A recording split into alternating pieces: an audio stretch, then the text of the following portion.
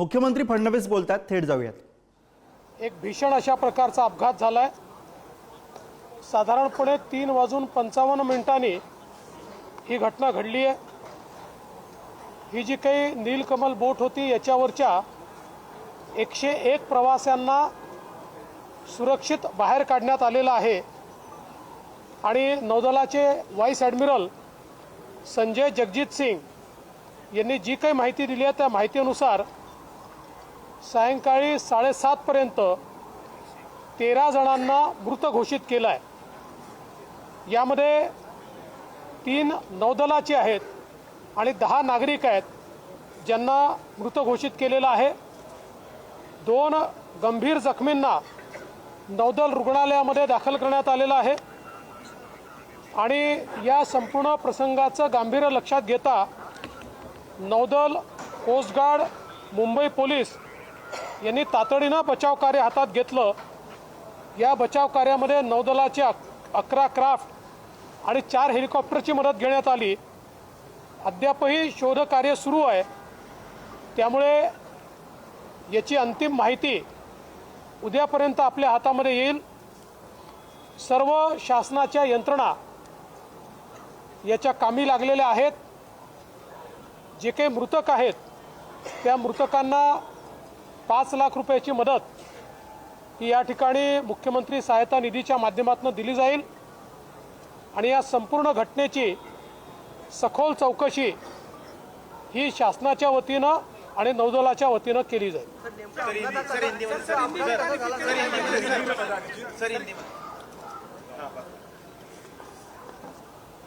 मुंबई के pass समुद्र में जो बुचर आइलैंड है वहाँ पर आज 3:55 पर नीलकमल नाम की एक जो प्रवासी वेसल थी उसको नौदल की एक बोट टकराने से एक बहुत बड़ा अपघात हुआ है, एक्सीडेंट हुआ है।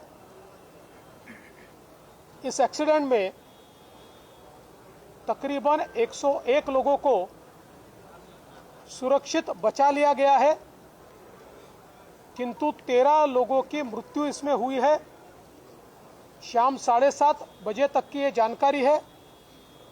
इन 13 लोगों में 10 सिविलियंस है और 3 नेवी के लोग हैं जिनकी मृत्यु हुई है। 2 व्यक्ति गंभीर रूप से घायल है जिनको नेवी के अस्पताल में ही भर्ती किया गया है।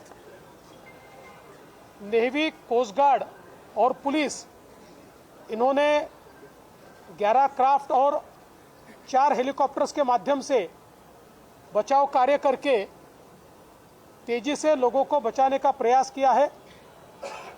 अभी भी अंतिम इसका समाचार नहीं मिल पाया है, जो कल सुबह तक पता चलेगा कि अगर कोई और मिसिंग है तो उसके बारे में जानकारी ये कल सुबह तक मिल पाएगी। अभी तक की जानकारी हमने आपको दी है।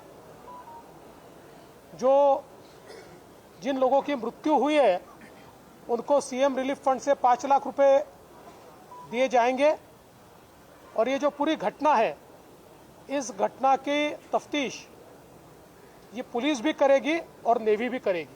सर, या प्रवासी बोटी ज्या आहेत अनेक वेळा पाहिलं तर सेफ्टी बेल्ट जे आहे ते लावलेले दिसत नाहीत। अनेक वेळा प्रवास करताना सेफ्टी बेल्ट नसतात, त्यावरती निर्बंध काय आणले जातील का? या बोट हा ॲक्सिडेंट तसा नाहीच आहे।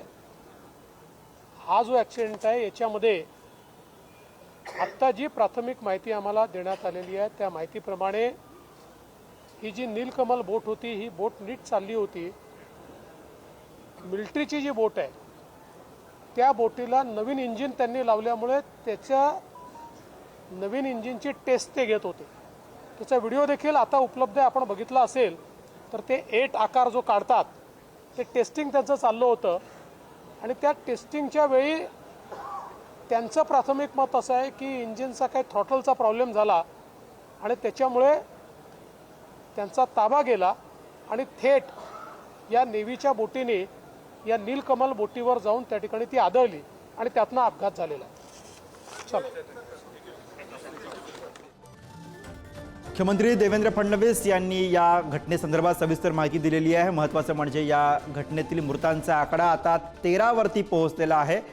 अद्यापही शोधकार्य सुरू आहे अशी माहिती स्वतः मुख्यमंत्र्यांनी दिली, तर 2 जण या सगळ्यामध्ये गंभीर जखमी आहेत, त्यांच्यावरती नेव्हीच्या रुग्णालयामध्ये उपचार सुरू असल्याची माहिती आहे। उद्या सकाळपर्यंत या सगळ्या घटनेचा अधिक तपशील पुढे येईल असंही मुख्यमंत्र्यांनी सांगितलंय।